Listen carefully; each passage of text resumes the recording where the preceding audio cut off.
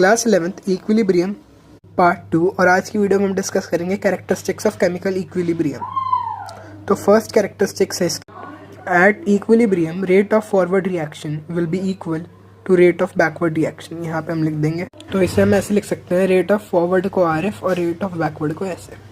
Second characteristics है the term equilibrium applies to chemical reaction as well as physical changes. तो जो equilibrium term है वो chemical reaction और as well as physical changes के लिए भी है। फॉर एग्जांपल यहाँ पे हम देख किसी सॉलिड को हीट करेंगे तो वो लिक्विड बनेगा और लिक्विड को कूल करेंगे तो वो सॉलिड बनेगा। ये एक फिजिकल प्रोसेस है। फोर्थ पॉइंट है at equilibrium concentration of reactants and concentration of products become constant. जब इक्विलिब्रियम स्टेट हमारी अकर होगी तो रिएक्टेंट्स की कंसंट्रेशन और प्रोडक्ट्स की कंसंट्रेशन सेम हो जाएगी। Fifth point, the equilibrium is a dynamic process because यहाँ पे rate of forward reaction equals to rate of backward reaction होता है। सिक्स पॉइंट देखेंगे, when equilibrium is reached then temperature, pressure, concentration, etc. of the system become constant and they do not change।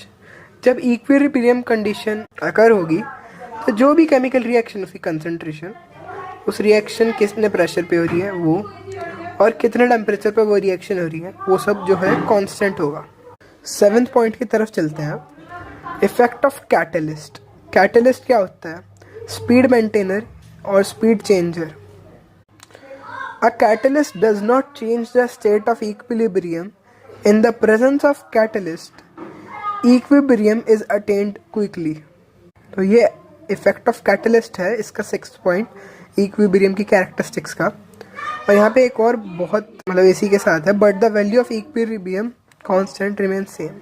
तो effect of catalyst से जो value है equilibrium constant, जिसे हम Kc भी बोलते हैं, वो सेम रहेगी।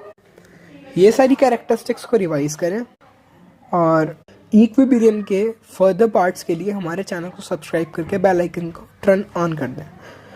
तब तक के लिए बाय बाय।